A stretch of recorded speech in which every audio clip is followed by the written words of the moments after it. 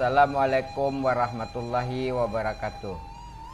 Dun sanak kasadonyo basobok balik kita di Minang Mustika Jaya Channel. Sebelumnya ambo doakan semoga dun sanak kasadonyo berada dalam keadaan sehat walafiat. Amin ya rabbal alamin. Baiklah dun sanak kasadonyo, dalam video kali ko kita masih akan membahas fakta dari tradisi Bajapui dalam adat Minang, khususnya Pariaman. Masyarakat Sumatera Barat masih memaci taguah aturan dan tata cara adat dalam kehidupan sehari-hari. Warisan anduang puyang kita akan terus diterapkan secara turun-temurun kepada anak cucunya. Harapannya supaya adat tetap lestari, indak luntur dipengaruhi oleh perkembangan zaman. Termasuk adat atau tradisi Bajapui, yaitu tradisi pernikahan adat Minang, namanya ada di daerah Padang Pariaman. Masyarakat di daerah Padang Pariaman memandang Bajapui sebagai suatu kewajiban untuk keluarga pihak padusi supaya menjapui pihak lelaki dengan uang japui sebelum melangsungkan akad nikah. Tradisi Bajapui ko bukan berarti membali, karena dalam keseharian ada narancu dalam informasinya bahasa tradisi ko dianggap bahasa orang Pariaman, lelaki Pariaman babali. Tradisi Bajapui lelaki bukan membali laki-laki. Iko harus kita garis bawahi.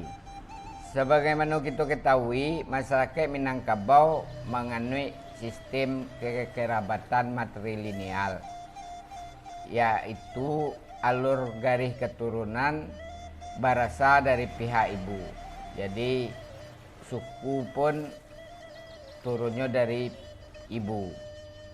Sehingga dalam hal ko memuliakan ibu dan padusi sebagai sumber kehidupan, anak padusi akan menerima seluruh harta warisan, baik tanah, rumah gadang atau lainnya. Sementara laki-laki tidak mempunyai hak atas harta warisan tersebut. Dalam hal ko tentu warisan pusaka tinggi. Lelaki nan Allah menikah akan menjalankan perannya sebagai orang sumando. Orang sumando berarti pihak lelaki ko bermukim atau tinggal menumpang di rumah pihak padusi atau istrinya. Pepatah di Minang disebut laki-laki Minang tu posisinya bak abu di atas tunggui. Posisinya lemah, tetapi keluarga istri dan sang istri tetap akan sangat menghormatinya. Oleh karena itu, pihak padusi bersama keluarganya akan menjapui pihak laki-laki. Saat momen penjapuitan ko, keluarga padusi harus begadang hati menyerahkan sejumlah harta uang japui kepada pihak lelaki.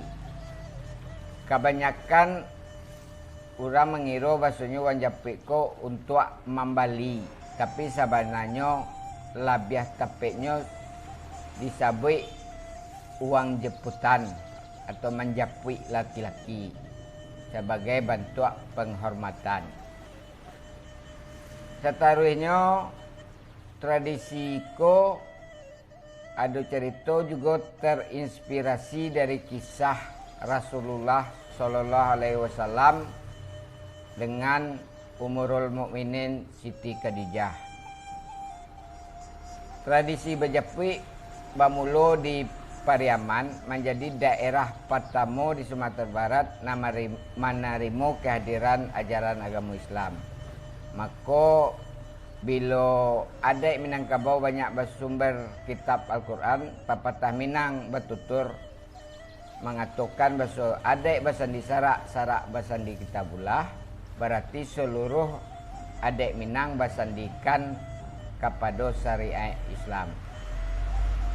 Jadi tradisi masyarakat Pariaman terinspirasi dari kisah pernikahan Rasulullah Sallallahu Alaihi Wasallam dengan Ummul Mukminin Siti Khadijah.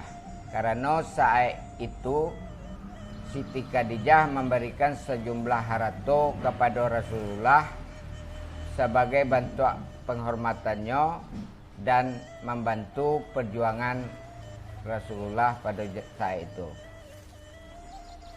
Seterusnya, uang jemputan bermakna memuliakan atau meninggikan derajat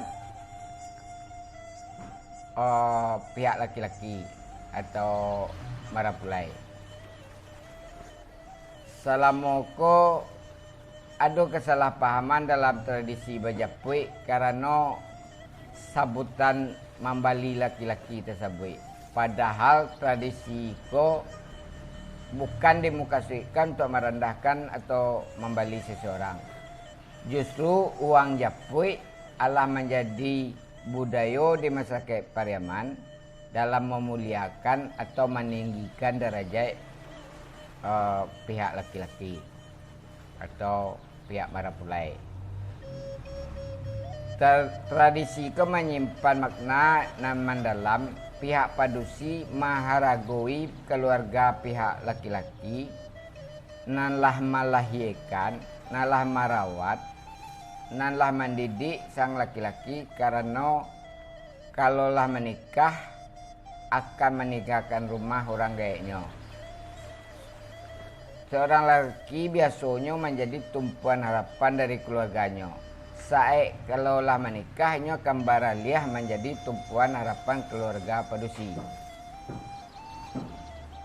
Seterusnya uang jemputan pun menyesuaikan status sosial pihak laki-laki.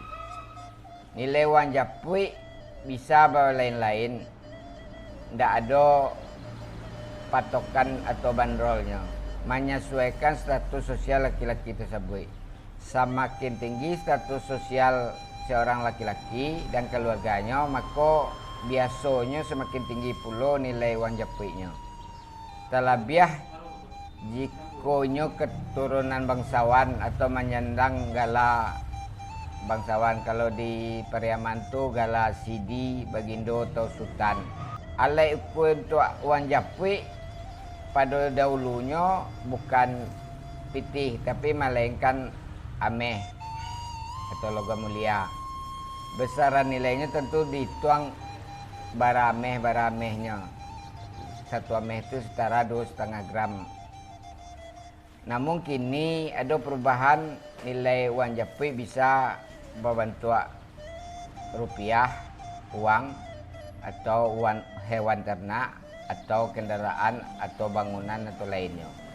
Dan nilai uang Japui pun di saat kini pun dipengaruhi oleh tingkat pendidikan, pekerjaan atau jabatan sang laki-laki. Biasanya kedua belah pihak keluarga besar akan merundiangkan kesepakatan nilai Japui, nilai uang Japui tersebut. Jadi tidak ada yang perlu dikhawatirkan karena gadangnya nilai tersebut dapat disesuaikan dengan tingkat ekonomi keluarga perempuan atau padusi. Dan seterusnya dalam hal itu juga ada yang disebut mengembalikan uang Japui dalam tradisi menjalang mintuo yang disebut agiah jalang. Jadi dalam hal itu pada prakteknya pihak padusi pada awalnya memang memberikan sejumlah uang kepada pihak laki-laki. Kemudian uang japu itu akan dialokasikan untuk membiayai keperluan selama prosesi pernikahan. Namun pada tradisi menjalang mintuo seusai pernikahan atau puncak prosesi pernikahan, pihak lelaki akan mengembalikan uang japu yang sebelumnya diterima dari pihak padusi. Pihak laki-laki akan mengembalikan dalam bentuk perhiasan kepada sang istri atau anak daro. Bahkan biasanya nilai yang didapat itu melebihi dari nilai uang japu sebelumnya. Hal itu merupakan bentuk saling menghormati kedua belah pihak dan bentuk penghormatan pihak laki atas pemberian uang japutan tadi. Demikianlah Dusanak Kasodonyo lebih kurang fakta soal uang japutan yang terjadi khususnya di Padang Pariaman dan sekitarnya.